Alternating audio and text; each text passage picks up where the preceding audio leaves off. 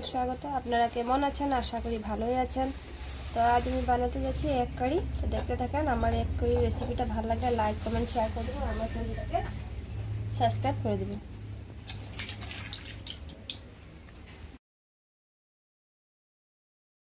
বসিয়ে দিচ্ছি।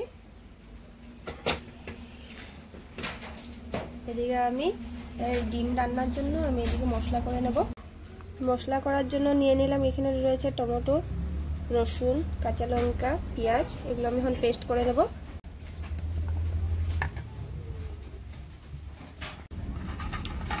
আমার ডিমগুলো সিদ্ধ করা হয়ে গিয়েছে, এখন আমি ছুলে নিচ্ছি।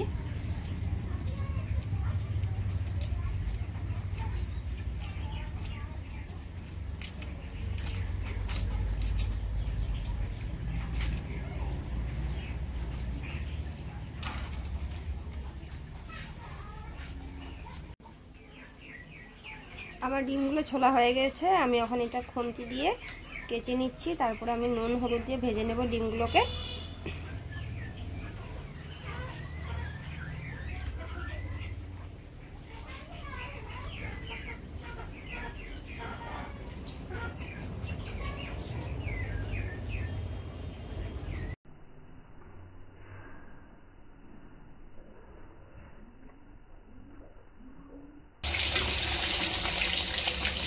আমি ডিমগুলোকে লাল লাল করে ভেজে নেব।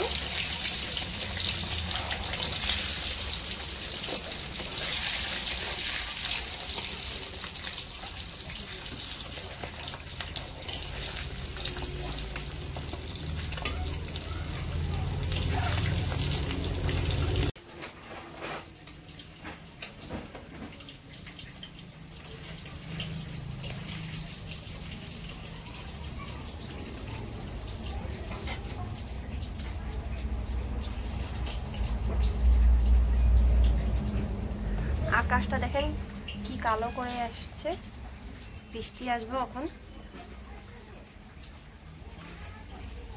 ডিমগুলো ভাজা হয়ে গিয়েছে, এখন আমি তুলে নিচ্ছি।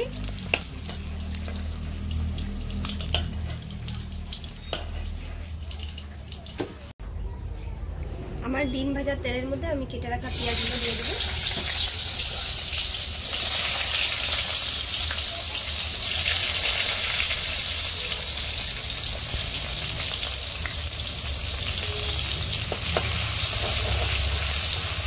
পেঁয়াজগুলো লাল লাল হয়ে গেলে তারপরে আমি মশলা দিয়ে দেবো।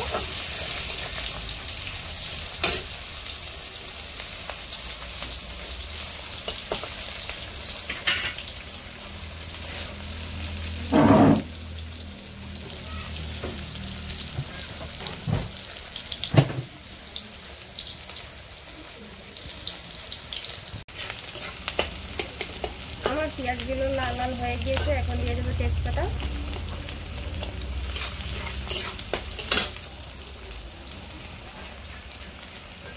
দিয়ে দেবো কড়াইশুঁটি,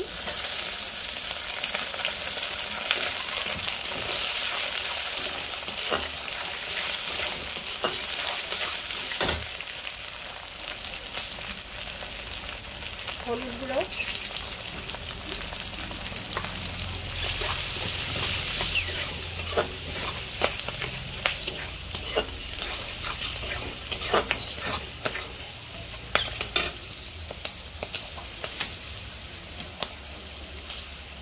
নুন,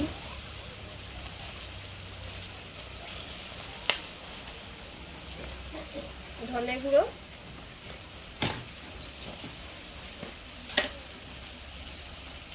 জিরা গুঁড়ো,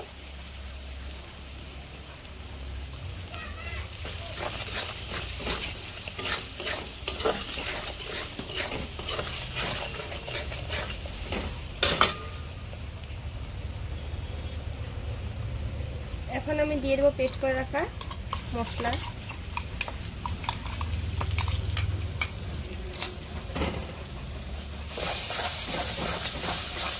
এখন আমি মশলাগুলোকে ভালোভাবে কষিয়ে নেব।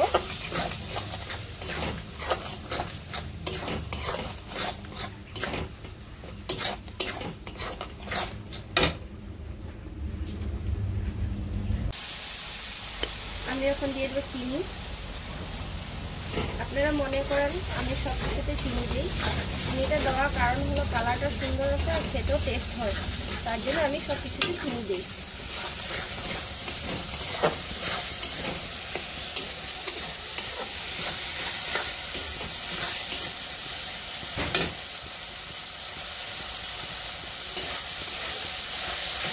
মশলাটা কষাতে কষাতে তেলটা ছেড়ে আসলে তারপর আমি সিদ্ধ করে রাখা আলুগুলো দিয়ে দেবো।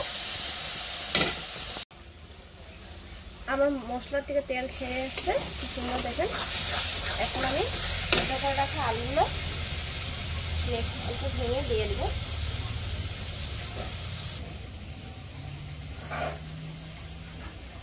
সিদ্ধ করে রাখা আলুগুলো ভেঙে তেল দিয়ে দিলাম।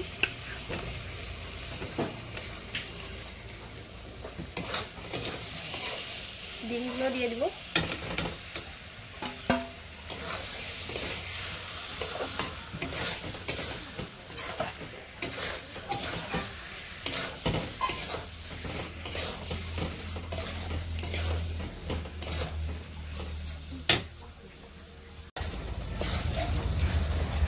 আলু আর ডিমের সাথে মশলাগুলো ভালোভাবে কষানো হয়ে গিয়েছে। এখন দিয়ে দেবো জল।